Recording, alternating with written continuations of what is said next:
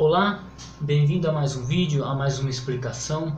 Eu gostaria de estar comentando um questionamento de um aluno que ele falou assim: Adolfo, você acha o que do texto Receptus?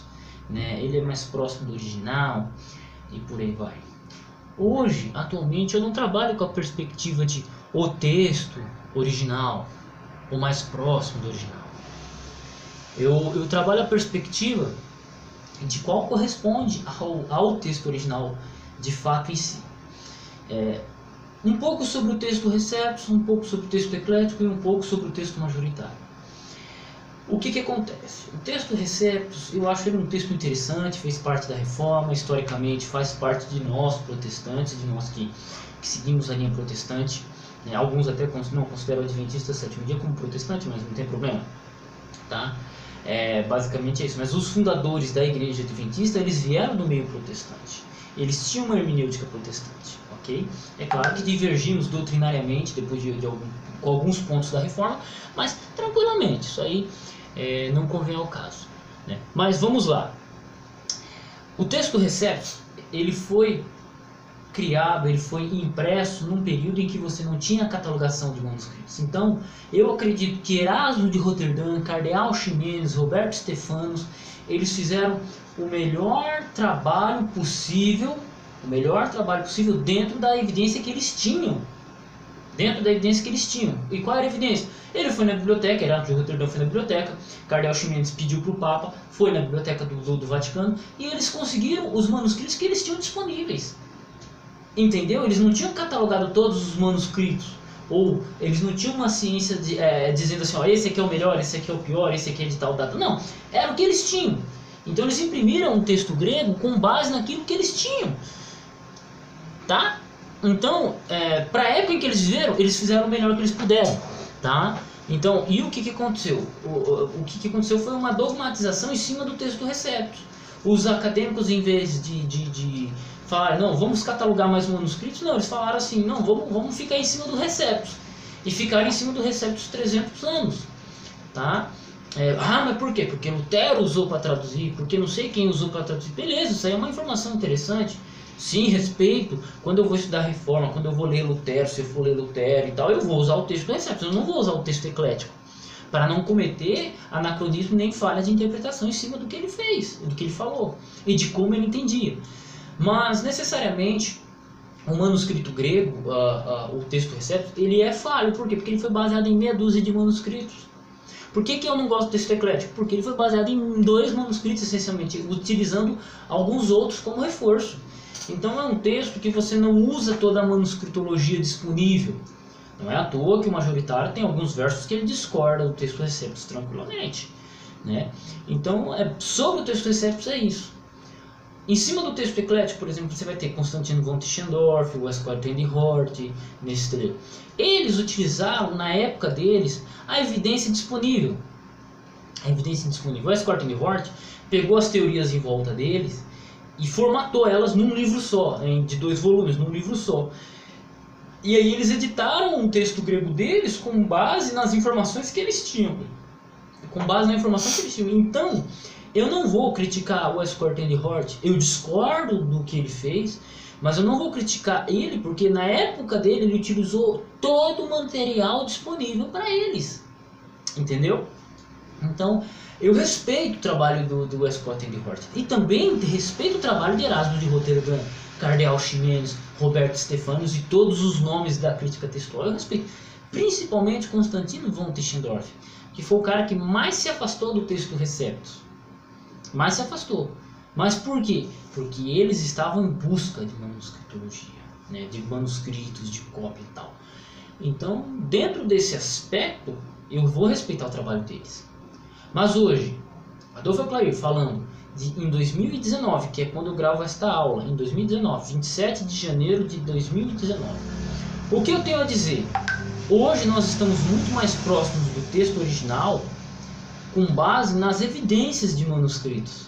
Como assim, Adolfo? Hoje nós temos uma gama de manuscritos, pais da igreja, citações de versões antigas e por aí vai, dando suporte para o estabelecimento do texto. Então, nesse exato momento, eu entendo que o texto que mais se aproxima do texto original é a maioria dos manuscritos. comparando com toda a evidência disponível. E até já falei em vídeo meu público, eu já afirmei que o texto eclético ele também corresponde ao original. Porque os dois textos eles não têm variação textual entre um e outro, eles não têm variação textual entre um e outro. Entendeu? Eles não têm. Não que eles não tenham, assim, a taxa de concordância entre eles é de 99%. 99%. 1% não afeta a doutrina. Então, com base nisso que eu digo, nós temos o texto original, entendeu? Nós temos o texto original em mãos. E se daqui 10 dias, 20 anos, 10 anos, se descobrir mais 500 manuscritos, a nossa avaliação de variação textual vai andar de acordo com o quê? Com a descoberta manuscritológica. Uma citação de Daniel B. Wallace eu achei muito interessante. Ele falou assim, se achasse lá um manuscrito hoje, ele não afetaria em muito o texto bíblico. Porque nós chegamos dentro do limite crítico textual. O que podia ser conseguido na crítica textual já foi conseguido, já foi concebido, já foi catalogado. Apesar que ainda continua-se catalogações no público, entendeu? Ainda continua-se, entende? Mas dentro do que é disponível a gente já foi, né? O texto eclético já chegou onde tinha que chegar. E eu acredito que ele avança mais. Mas com o quê? Com base nas evidências que nós temos. Ok?